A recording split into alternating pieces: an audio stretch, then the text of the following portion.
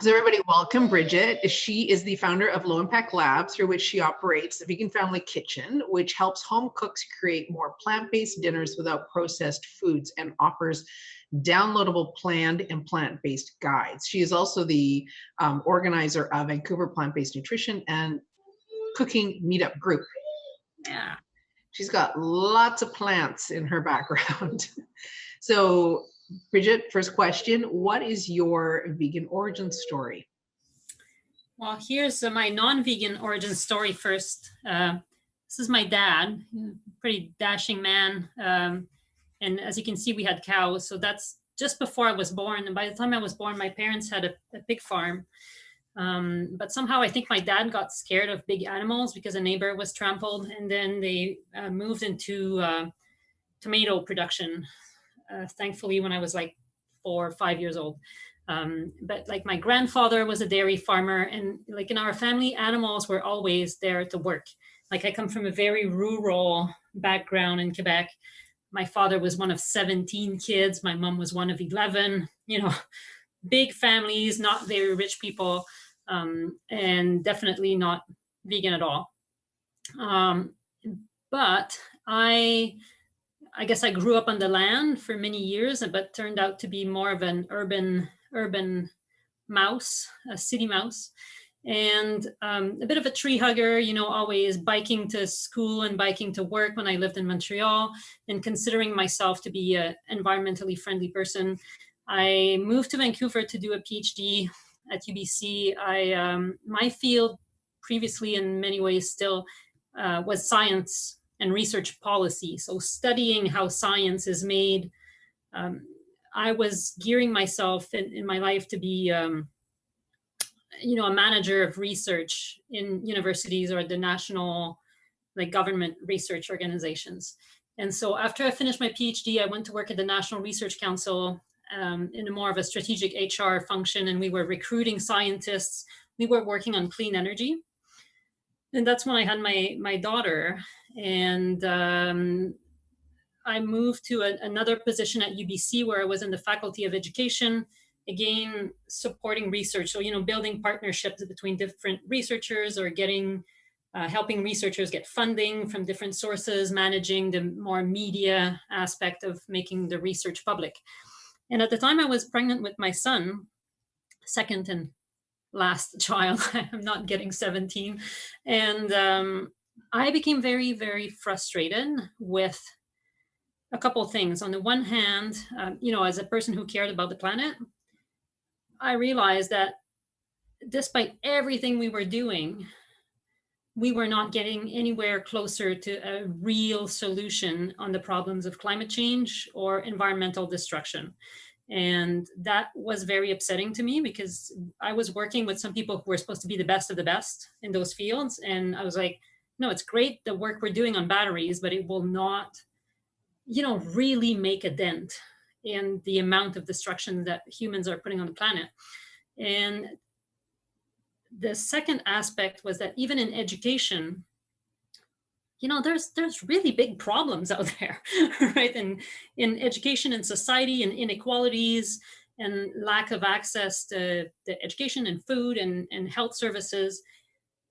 And again, we were putting so much resources and so many really bright people, and we were not really moving the needle forward. And that got me a little mad. And thinking, what could we do that would have the most impact right now? And at that time, I was reading a lot about energy, and somebody said, our failure is not knowledge. It's not that we don't have enough knowledge. It's that we have a lot of knowledge, but we're not using it. And the common solution to all of those problems pretty much is in food. It's the low-hanging fruit. If you change the way we eat, you change a lot of what's going on in the planet. You change a lot around health, and I'll come back to that in a minute. And of course, you reduce suffering immensely. And remember, I'm coming at that as somebody who's been eating animals for 35 years and thinking nothing of it. And, I think for some people, they see Earthling maybe, or they read about dairy farming for the first time and they're like, oh my God, I never thought about the fact that cows did not make milk until they had a baby, right? So many people think that cows make milk like, I don't know, apple trees make apples, right? But I knew all that stuff. Like I didn't have an excuse to not have acted upon it. So that was really a big jolt for me. So that was about 7, 8 years ago. And there was a lot going on in my life, but over the following 2 years, I did some pretty serious changes. And one of which was I decided not to go back to work, to my job in academia after my son was born, and to try to do something else that was closer to my small business family roots. And I decided to go 100% vegan. At the beginning, it was driven mostly by environmental concerns. But I think what kind of clinched the deal for me was that I just cannot not be vegan, or I cannot at least not promote veganism. Right? I think we have the more I was learning about animal rights, I think we have an obligation. Like I think some people have a really hard time like being 100% vegan for lots of reasons that I don't share, but I can understand to a point. But I think everybody has an obligation at least to see that you have to avoid eating animals as much as possible and not promote eating animals. So that was my transition. So it's been almost 6 years now since I've completely stopped eating animal products and identifying as vegan. That's my story. Is this story the same as your family's story? Did your partner go on this journey with you? And what about your children? Oh gosh, my partner was not on board at the beginning.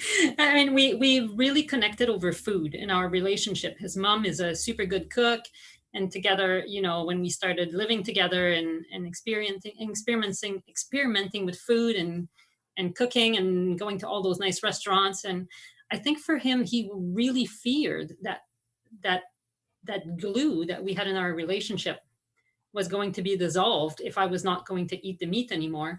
And the funny thing though was that I started just cooking that way. I didn't say anything about it. And that was part of that 2-year transition, is that I spent many months, whenever I would be cooking at home, I would just cook vegan food, and I didn't tell him about it. And then one day, I don't know what comment he made, and I said, oh yeah, but you know, that's why we've been eating vegan, right? And he was like, what? He hadn't noticed. But because he was open-minded about food, but he just did not want like that V word. Like he was worried I would get tattoos. Like his dad's a dermatologist, so tattoos are a big concern. So he was really worried that like I would be an extremist kind of thing, and being a rather conservative person, that was really scary for him. But he also cares a lot about health. So over the last 7 years, he's been on his own journey and learning about this, and he's fully, he would probably identify himself as plant-based, but he's practically vegan in every other way, but he doesn't feel comfortable with the label, although, you know, he doesn't buy leather or things like that.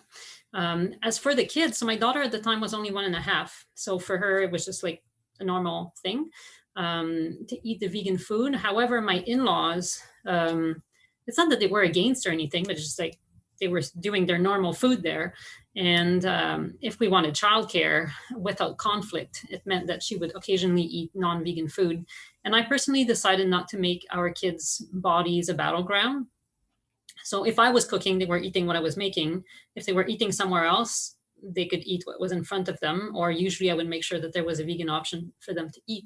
And the challenging thing, notice to everybody who's got a restaurant, is that the kids' options in vegan restaurants are really not great. And it's really hard. Like, and I love meat, you know, to answer the question about the business you love, you know, I love everything Jason Anthony and his family is doing. But, you know, I would say, you know, we just want plain tofu, like with nothing, like just tofu, like don't cook it, don't put a sauce on it, like nothing. And it's really hard to get that. So when you eat out or when you travel, adapting to kids' pickiness is a bit more challenging, but you know, 98.5% of what they eat probably is plant-based, and they don't like the idea of eating animals. But sometimes if there's like, they're super hungry and there's no food that's not spicy other than the non-vegan option, then they might have meat, unfortunately. But they're making their own choices and their own journey. What is your entrepreneurial origin story? Yeah. So they go together in many ways because, as I said, I left my job with the purpose of making big changes. And one of them was, I think part of the idea of starting a business in the vegan sphere was that it would force me to stay vegan. Like if I identify publicly as having a vegan business, I have to be vegan. So it will keep me accountable. And that worked in many ways. I think I've never felt the urge and start eating meat again or anything, but I guess it would have, if I did, it would have kept me on the straight and narrow. And so at the beginning, what I wanted to do was find a way to just support people to lower their environmental footprint. And that means doing something about reducing their consumption of like stuff, like domestic consumption, packaging and things, transportation and food. But the reality is that nobody will pay you money to tell them to go to work on their bike. However, there is a business that can be viable in the food area. There's lots of demand for that. And as I was working with my own family, trying to figure out what are we going to eat, I realized that there was really a need for some guidance in the meal planning area. And there were at the time only about a couple of services. Really, there are not many still today that are fully vegan handmade meal plans. There's a bunch of businesses out there that you see that they suck recipes from blogs because recipes are not copyrighted. And so anybody with a search engine can suck out the recipes and they spit them back out and they call it a meal plan. Like you pick a few boxes and you say, I want my meal plan to not have dairy or to have, to take this long to cook. And then they just don't even do anything. They just, generate the meal plan kind of by computer. What I'm doing is I'm writing plans. I'm telling people what to cook, basically. And not only that, I'm creating the plans in a way that reduces food waste, in a way that reduces, you have a little bit of variety, but not too much that you're buying, 50 different kinds of vegetables for a given week.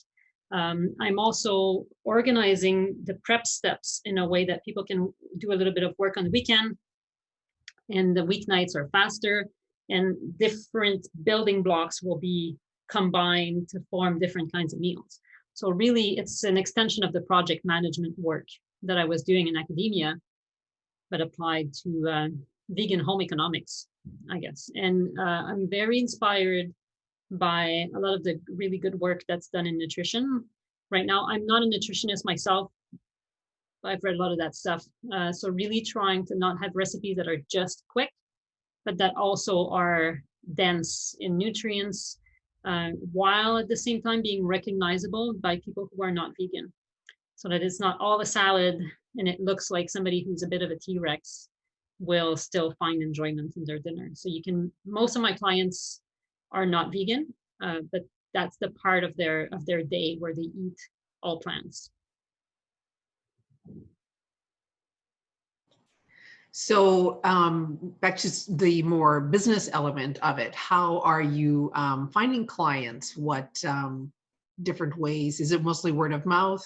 I noticed that you have your email is at Low Impact Lab, and yet your website is Vegan Family Kitchen. So are you in a transition, or is it just a project under another name? Yeah, Low Impact Lab is my holding. It holds all my brain farts.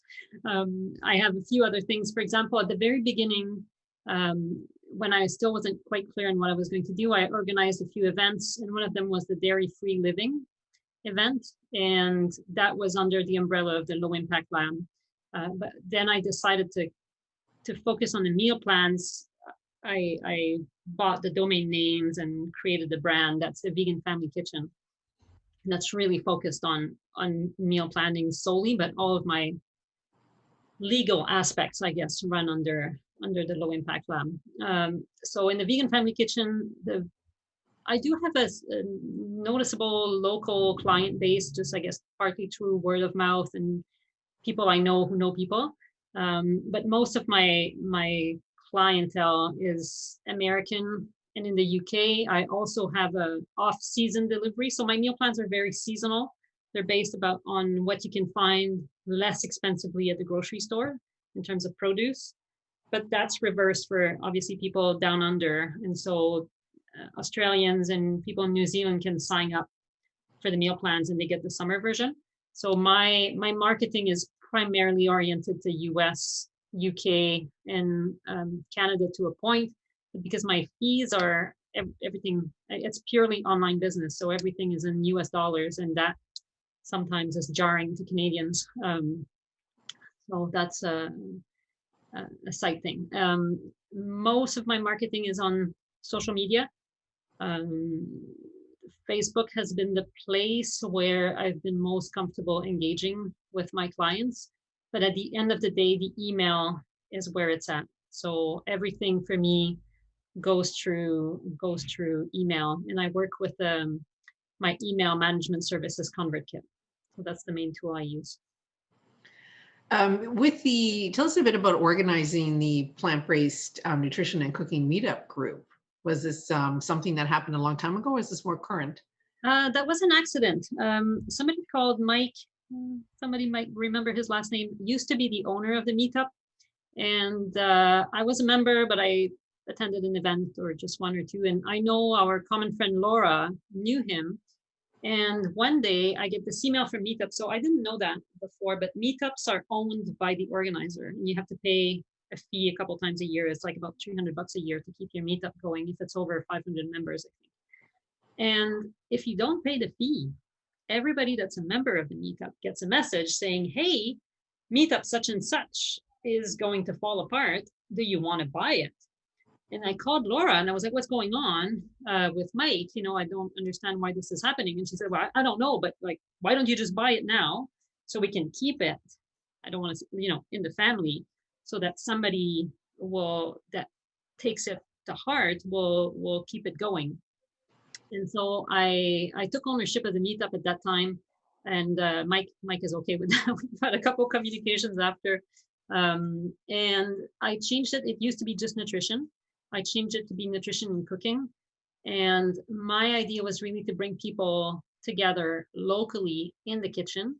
And we've had a few events where we would cook a meal together and then we'd sit around, or sometimes potluck, but mostly we'd cook something on the spot and then eat it with a presenter sharing some information about an aspect of plant-based nutrition. And that has been really great. But so when 2020 hit, it was a bit of a downer. I had a couple of plant-based cooking clubs that were going on at that time, but so those had to be interrupted. We were not going to be meeting in people's kitchen. And now I'm debating what to do with it. It's been kind of my not-for-profit arm, the part that I do for fun and to bring the community together. But doing it online is obviously not the same. But I'm hoping to have a few online events in the coming year and maybe bring it closer to the core of my business, but I'm not sure yet.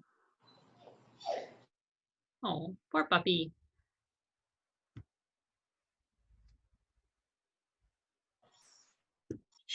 I'm curious as to, it keeps automatically muting me because she's crying. This is kind of weird. I'm curious, why would country like UK, which is like the nation where basically veganism was, the term was coined in the sort of the founders of the movement came from in Australia. Do these countries not have strong vegan communities and nutritionists and people that they can work with, that they're looking outside for somebody to be working with them? I find that crazy. People don't care where you are on the internet. I think this is a good example of a business that could be anywhere in the world. They just go with what resonates with them. And I think the family realities, again, I'm not coming at this from a nutritionist or a dietitian perspective. I'm coming at this from a more convenience / family care approach, right? And it's not just for families. I'm just launching a mini version of the plans that is better for people who are just cooking for 1 or 2 people. But, we're all in a globalized food economy. We all have the same produce available. We have pretty much all the same food, and we eat pretty much all the same thing in the general Western world. So it's quite universal. It hasn't. I don't think anybody cares where anyone is really, as long as they're in the Anglosphere, if we can call it that. Yeah, because it's like, is it difficult for you to, when you're looking at costs, to know what the costs are for produce in Australia, for produce in different places around the world? How do you source that type of information for the families? I don't go in depth with that. I think the one thing about the meal plans, I should say, is that I used to be producing fresh meal plans all the time. And then I realized that nobody needs more than 260 recipes to feed their family year after year, right? And I admire those who do generate those new recipes all the time, but from a domestic cook perspective, I don't want to be stuck with new recipes, because then I have to learn something new and it takes me longer to cook it, right? So now I've kept it at 1 year of recipes, and I improve them every year. I make it more efficient, but I don't add brand new stuff a whole lot. But to go back to your question about produce, if I would look at the consolidated grocery shopping coupon websites, or the websites that have all the flyers, and you look at what's the price at any given time in the season, and it's quite consistent again across the world. And I mean, that's the beauty and the catastrophe of the globalized food system, is that we really are all eating the same thing. In Canada and the US, we have the same seasons for produce practically. And in Australia, it's just the opposite. And they don't have a lot of vegetables that we don't have, and vice versa, which means that there's a lot of diversity that's being erased, probably. But if you're shopping at a supermarket, we see the same things, but just 6 months apart. Oh. Our next question is, what are some of the trends in your business? The one big thing that I see that is challenging for me, in many ways, because like Sandra, I'm a person of the word. I'm all about writing. And definitely at this time, all the platforms are pushing video more strongly in their algorithms, even Pinterest. So Pinterest, which one would think, it's just a picture that you put on the board, but now you're supposed to be creating video pins, and the video pins have a lot more traction in the algorithm than the standard pins that they used to have. Same thing for Instagram and TikTok. I'm not on TikTok. I will not be on TikTok. It's just not a place for me. But clearly, if anybody wants to have traction on social media, I think right now it's the creating a lot of video is probably where it's at. How do you plan on growing your business in 2021? So the new thing for me is really those mini meal plans. I've been asked that by clients for a long time. There's people that subscribe to my meal plans, and then they remove some stuff from them to make it more suitable for 2 people. There's some people that were subscribers, but then they thought it was too much work to downsize it to their needs. And so for me, having that new product out will be a big addition, and it's a big service also to my existing clients, because it will be included in the subscriptions. Right now I'm running my annual, I run it usually twice a year, planned and plant-based challenge. So it's an online free challenge for 5 days. It's starting next Thursday, the 28th, where I run people through the process of planning and then executing on their vegan meal plan. And that's always a lot of fun. I do a lot of online live cooking. So that's a big thing for me. But I'm also just, I'll be showing up more on Facebook Live this year, maybe doing a little bit more video, but I think serving my existing clients more is the key, because when they're happy, they share with all their friends, and it 5 years ago, it wouldn't have worked because all of their friends would have been scared because it was vegan. And now I think we're in a place where, oh, the rising tide is lifting all the boats, and there's more and more people that are open to eating plant-based food, even if they're not necessarily ready to carve a V onto their chest.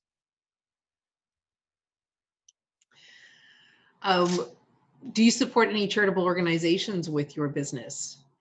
Yeah, that was a big motivation for me to, when I started the business, one of my goals was to build in giving into the business.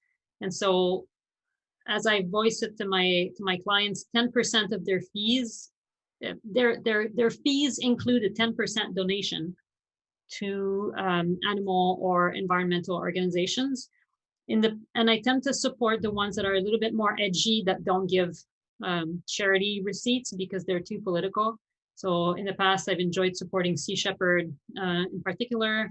I always try to give a little to animal justice, although it's not necessarily always my number one. But the last year and a half, I've been supporting an organization in Vietnam called Education for Nature Vietnam. And they are the people fighting wildlife trafficking. And it's a really big deal, and it's getting worse. And the lady who started that organization 30 years ago is so brave, because she's dealing with some of the worst in terms of organized criminal groups, and also a government that used to be very corrupt, but is now starting to inch toward a little bit more interest in protecting the environment. And you give them $1,000 and they can do a lot of work with $1,000, right? You can sense that your impact is really quite big. And so I'm really happy to be supporting them. Education for Nature Vietnam. Yeah. It's interesting that you said the organizations that don't give tax receipts. It's kind of that, whether you're supporting the Canadian Cancer Association or a small hospice that just needs money because, so it's like where you're putting your dollars. I remember years ago, we were paying for billboards in Vietnam to stop dog meat. So it was $25, and they would send you a picture of your billboard that was on the highway that was trying to stop dog slaughter. And I just thought, $25. Wow, you can get a billboard. And so sometimes, like we support animal advocates, which is basically 3 old ladies in a bolt cutter, stealing dogs and giving them new homes because the SPCA won't help. It's $20 a month, comes off the credit card, and they don't give us anything. We get a newsletter once a year that just says, here's our success stories. And that feels so much better than giving to the large corporations. So I totally understand where you're coming from there. Yeah. Are you a book, podcast, or app kind of vegan? Yeah, I wish I had time for more podcasts, because the world of idea out there is so amazing, but it's just not compatible with my life right now, other than when I do the dishes. But my go-to person, especially for books, but for everything, is Dr. Michael Greger in nutritionfacts.org. He's the biggest nerd in the entire world, and he and his team, they review every single nutrition paper in peer-reviewed journals every year. And he comes at this from a medical health nutrition perspective, but he's also an ethical vegan.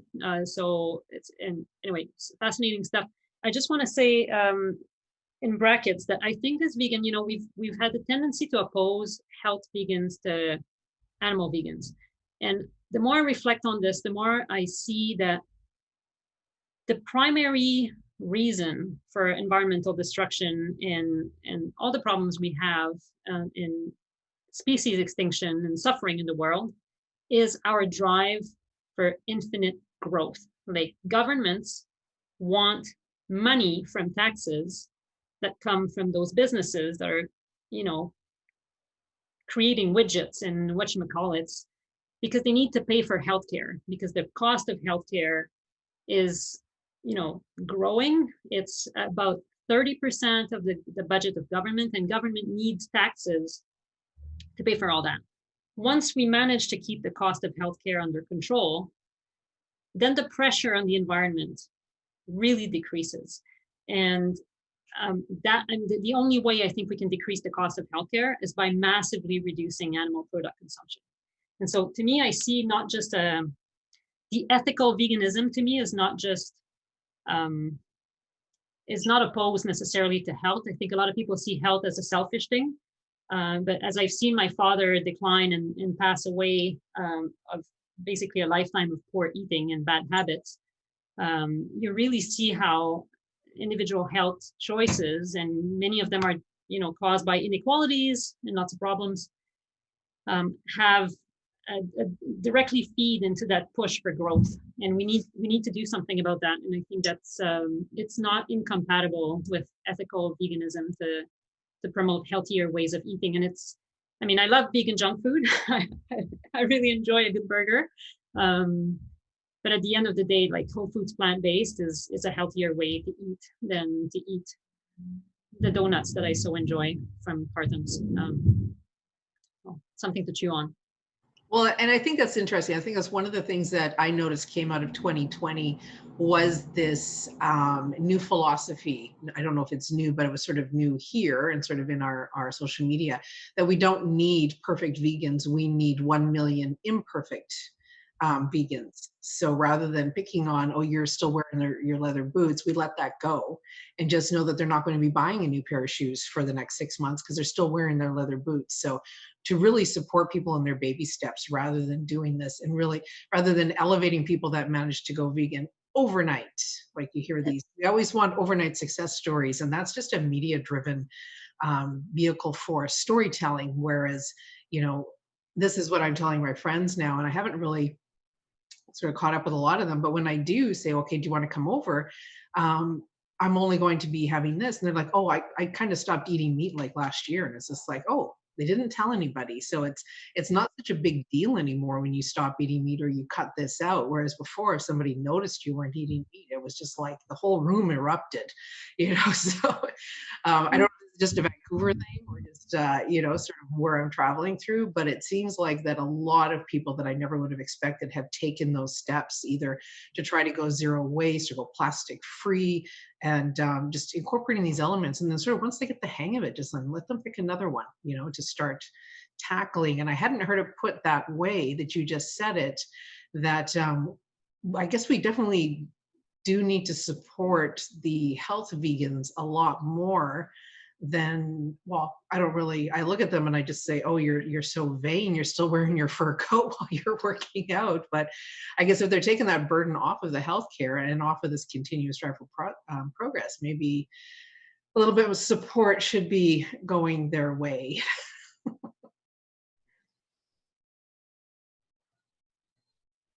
Oh, I thought Brigitte was listening to me so carefully. She's frozen. Oh, our guest is gone. Hopefully she'll pop back in here. We have a few more questions left for her.